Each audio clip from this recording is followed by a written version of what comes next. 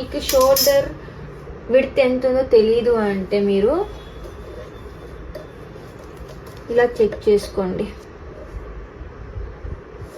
ఎంత ఉంది ఇక్కడ? 2.5 ఇంచెస్ ఉంది. 2.5 ఇంచెస్కి 1 ఇంచు యాడ్ చేస్తే అటు సైడ్ 1/2 ఇంచు, ఇటు సైడ్ 1/2 ఇంచు వెళ్తే ఎంత ఉంటుంది మనకి?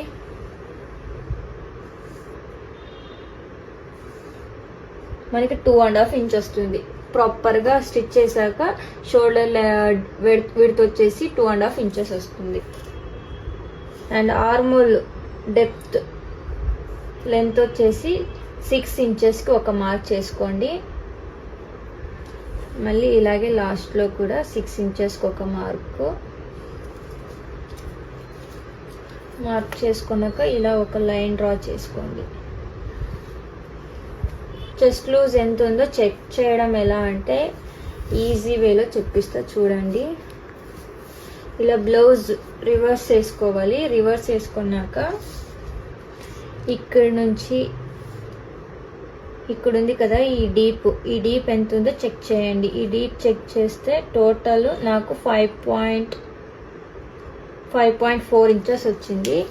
సేమ్ అలాగే ఇటు సైడ్ ఇక్కడ టక్ పెట్టారు కదా స్టిచ్చింగ్, ఎక్స్ట్రా స్టిచ్చింగ్ కోసం ఇక్కడికి ఒక మార్క్ చేసుకోండి. మళ్ళీ సేమ్ ఇటు సైడు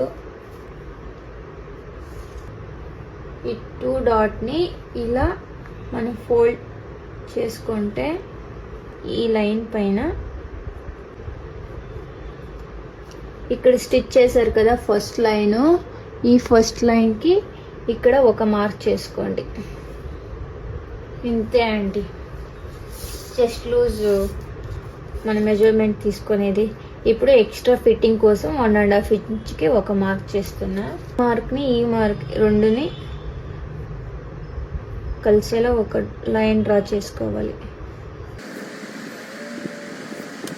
ఇక్కడ ఎంత తీసుకున్నాం? 5.5 ఇంచెస్ తీసుకున్నాం కదా, ఇక్కడ కూడా అంతే సేమ్ 5.5 ఇంచెస్కి ఒక మార్క్ చేసుకోండి. 5.5 ఇంచెస్కి ఒక మార్క్ చేసుకున్నాక ఇలా ఒక లైన్ డ్రా చేసుకోవాలి. ఇప్పుడు మిడల్లో ఇక్కడ హార్మోల్ డెప్త్ కోసం ఒక లైన్ డ్రా చేసుకోండి. ఇది స్మాల్ సైజ్ బ్లౌజ్ కదా, నేను 1.25 ఇంచెస్ తీసుకుంటున్నా. 1.25 ఇంచెస్. సో 1.5 ఇంచెస్కి ఒక మార్క్ చేసుకోండి ఇలా.